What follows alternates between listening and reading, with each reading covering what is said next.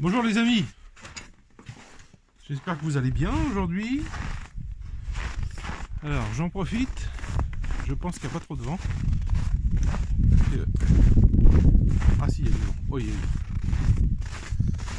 Voilà, je vais vous montrer, toujours pareil, votre petite dose de calme du jour.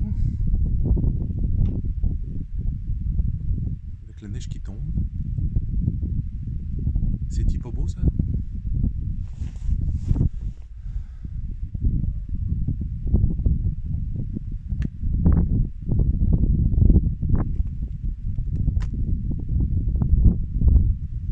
Ce que vous voyez là, c'est mon compost fait main, donc il est pas terrible. On fait avec ce qu'on a. Bon bah tant pis, je pense qu'il y a du vent, je vais re-rentrer dans la grange.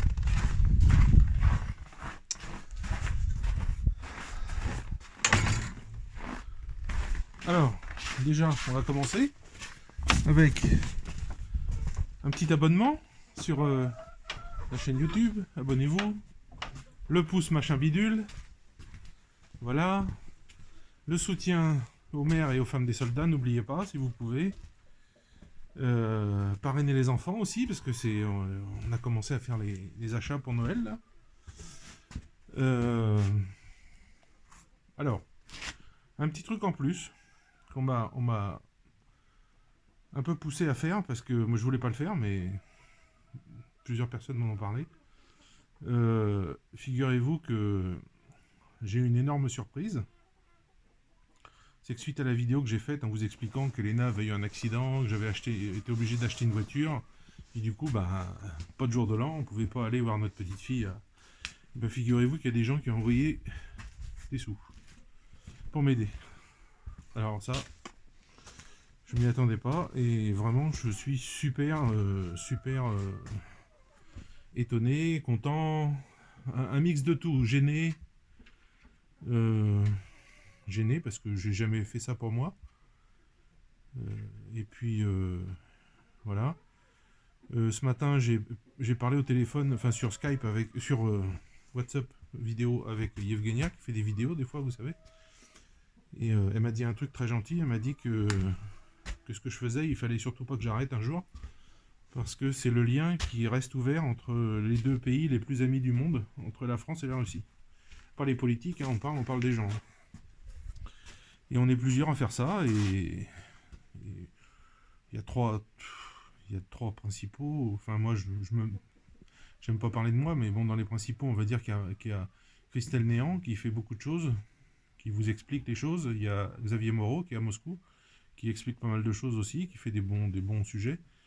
Et puis moi, j'essaye de vous montrer un petit peu comment c'est la vie des gens autre part qu'à Moscou, Saint-Pétersbourg, qui sont des villes européennes, quoi.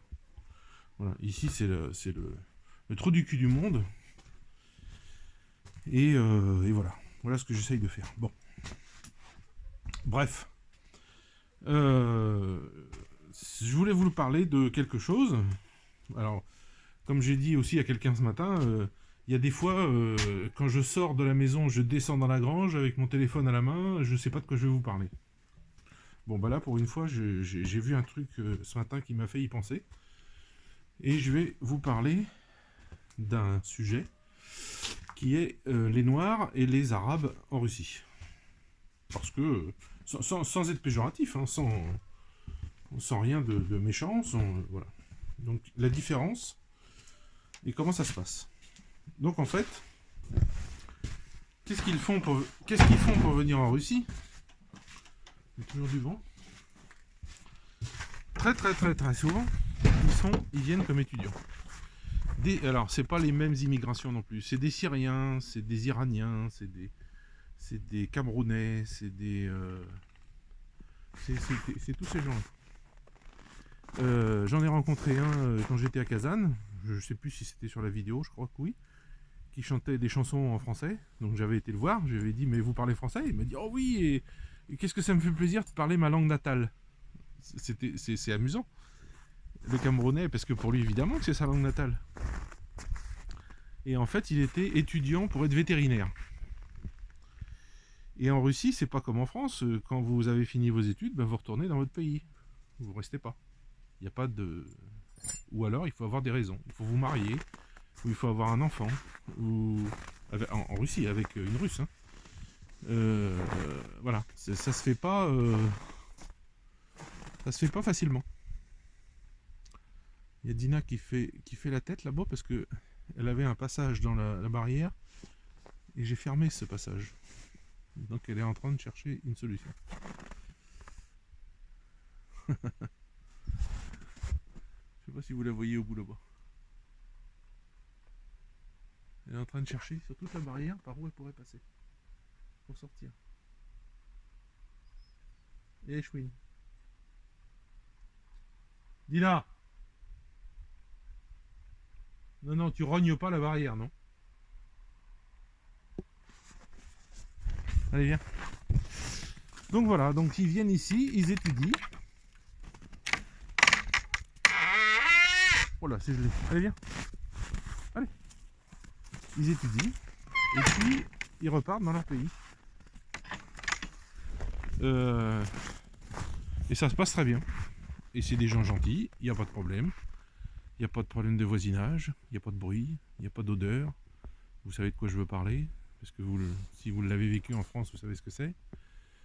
Il n'y a pas de bordel, il n'y a pas de gosses qui détestent le pays, qui ne sont pas éduqués, qui agressent les vieux et tout ça. Non, non, il n'y a pas de tout ça. Voilà, que ça soit... Et même... alors, j'avais un de mes meilleurs copains quand j'étais à Kazan, qui était de père marocain et de mère russe. Il avait une quarantaine d'années. Et il était directeur d'une très grosse boîte de... Je ne vais pas faire de pub, des chocolats, on va dire. Des chocolats, mais que vous avez en Europe. Vous avez en France. Les barres de chocolat, voilà. Donc, son père était marocain, sa mère était russe. Et quand ils sont partis au Maroc, ils lui ont dit, bah, qu'est-ce que tu fais? Tu viens avec nous ou tu restes là? Il a dit, je reste là. Et il a fait sa vie en Russie. Voilà. J'ai plus de nouvelles d'ailleurs, c'est dommage, parce qu'il était bien sympa. Je l'ai perdu de vue. Je disais aussi ce matin à Evgenia, parce qu'on en a parlé, que à Kazan, je me souviens que s'était installé un Syrien pâtissier qui avait fait une pâtisserie à côté dans la rue piétonne, au dernier étage du truc qui s'appelle Tsum ou Goum, je sais plus. Et en fait, il faisait des pâtisseries orientales, mais c'était un délice. Et toujours souriant, et toujours gentil, voilà. Dans l'immeuble d'Elena, qui a un appartement à Kazan, il y a un Africain que j'ai rencontré une ou deux fois, et qui est très sympa, et qui s'est marié avec une Russe, ils ont des enfants, ils vivent dans leur appartement, ils travaillent, elle travaille, ils vivent une vie tout à fait normale. Voilà. Les Russes, pour être honnête, les Russes sont assez racistes. Ils n'aiment pas les Noirs, les Arabes, tout ça, c'est pas leur truc. Par contre, les Russes, ils ont une qualité, c'est que quand ils voient une personne, quelle qu'elle soit son origine ethnique, quelle que soit sa race, quelle que soit sa couleur de peau, quelle que soit même son orientation sexuelle, qui se comporte normalement, qui est une bonne personne, qui est gentil, qui travaille, qui se comporte correctement, qui élève ses enfants normalement, etc., cette personne, elle est toujours la bienvenue. Le racisme s'arrête à ce moment-là. C'est-à-dire, tant qu'ils ne vous connaissent pas, ils vous aiment pas. Mais dès qu'ils commencent à vous connaître, ils vous apprécient en fait. Je me souviens qu'à Kazan, les étudiants africains, alors je crois que c'était des étudiants du Burkina Faso à l'époque, ils faisaient des soirées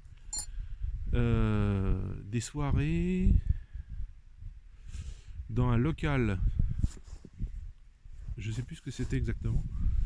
J'y avais été une fois, c'était des soirées avec la nourriture de leur pays. Donc ils invitaient tout le monde, tous les gens qui voulaient venir. Donc, c'était vraiment pour faire connaître leur pays, parce que ça devait être 50 roubles. Enfin, c'était pour payer la bouffe, quoi, c'est tout, quoi, pour payer les ingrédients, quoi. Après, il y avait la musique, ils dansaient, on goûtait la nourriture de ce pays. Enfin, c'était vraiment très sympa. Donc voilà comment ça se passe avec les étrangers en Russie. Il n'y a pas de haine, il n'y a pas de... Il y a le... J'ai dit, il y a du racisme, mais est-ce que c'est du racisme? Non, c'est pas du racisme, c'est de l'inconnu. En fait, tant qu'ils vous connaissent pas, qu'ils voient pas que vous êtes quelqu'un de correct, bah, c'est pas qu'ils vous aiment pas, c'est qu'ils s'en foutent de vous. Vous les intéressez pas. Alors je parle des Africains et des Africains, pays arabes, etc. Moi, j'ai la chance d'être français, donc en fait, quand vous avez la chance d'être français, c'est un peu à part. Vous êtes tout de suite bien vus, vous êtes tout de suite amicaux, ils sont tout de suite amicaux. Bon, c'est autre chose. Avec les pays africains, c'est pas pareil. Ou arabes, c'est pas la même chose. Alors, depuis qu'il y a eu la guerre en Syrie, depuis que la Russie a aidé la Syrie, par contre, les Syriens sont les bienvenus. La relation entre Poutine et Bachar el-Assad a fait beaucoup de bien pour les Syriens. Je pense, je vais dire peut-être une bêtise, mais je pense que presque tous les médecins syriens ont été formés en Russie. Les ingénieurs, les géologues, ils forment tous ces gens. Voilà. Donc c'est la Russie qui forme tous ces gens. Les militaires aussi sont formés aussi. Et c'est une bonne chose. Parce que ça se passe bien, c'est des pays amis. Enfin non, je fais attention à ce que je dis quand même. On ne va pas dire que c'est des pays amis, c'est quand même des relations diplomatiques. C'est des relations entre pays. Voilà. Comme j'ai toujours dit, les pays amis, ça n'existe pas. C'est des pays qui ont des business, qui ont des relations diplomatiques, amicales, un petit peu, tout ça, machin. Mais des pays amis, il n'y en a que deux. Il n'y a que deux pays amis, vraiment. C'est les Russes et les Français. Je parle du peuple, hein. Je parle pas des gogoles qui gouvernent la France. Ça se ressent, ça se sait, ça se voit. Je le ressens tout le temps. La gentillesse des gens envers moi, toujours, ou envers les autres Français que je connais, hein, ils disent la même chose. Les ouvriers, ils ont oublié leur truc là. Voilà, c'est vraiment amical. Voilà, c'est à part. On n'a pas les mêmes relations avec les Russes que tous les autres pays. Et c'est pour ça que je le répète, comme je l'ai dit au début de cette vidéo, que le lien entre nos deux pays est hyper important. Plus ça va, plus je prends ça comme une mission, en fait, presque. Il faut que je le fasse. Il faut que j'aide les femmes et les mères des soldats, il faut que j'aide les enfants, il faut que ça se sache, il faut que les Russes le sachent, et ils commencent à le savoir, parce que même des gens haut placés sont au courant, je le sais. Mais je demande rien, je veux pas les voir, je veux pas les voir, s'ils demandent à me voir, j'irai les voir, mais je fais rien de spécial pour ça. Voilà, c'est à part. Il faut le faire, et il faut que ça existe, et c'est bien grâce à vous, en fait, hein, parce que sans vos aides, je pourrais pas le faire. Voilà. Donc, c'est de quoi je voulais vous parler aujourd'hui. Donc, je pense que ce soir, les demoiselles, les filles à poil, elles vont aller dormir là. Elles vont aller dormir là-dedans. Parce que j'ai vu qu'ils prévoyaient -20 pour cette nuit. Et là, ça va commencer à piquer. Donc, je vais leur mettre du foin dans leur truc là, dans leurs endroits spéciaux pour manger. Et puis ce soir, elles vont aller là. Comme ça, elles vont dormir un peu plus au chaud. Déjà, il n'y a pas de vent. C'est le vent qui fait froid, en fait, surtout. Qu'est-ce qu'il y a, Bélana? Qu'est-ce qu'il y a, ma fille? Tu viens dire bonjour? Bélana? Bélana? Viens pas, ma fille. Voilà. Donc, écoutez, petit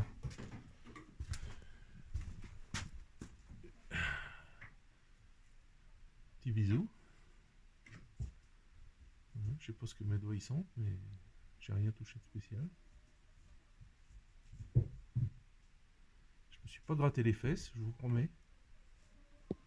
Parce que qui s'endort avec le cul qui gratte, se réveille avec les doigts qui puent. Ça, vous le savez. Et je vais vous laisser là-dessus, à méditer sur cette phrase extraordinaire. Voilà. Allez, bye!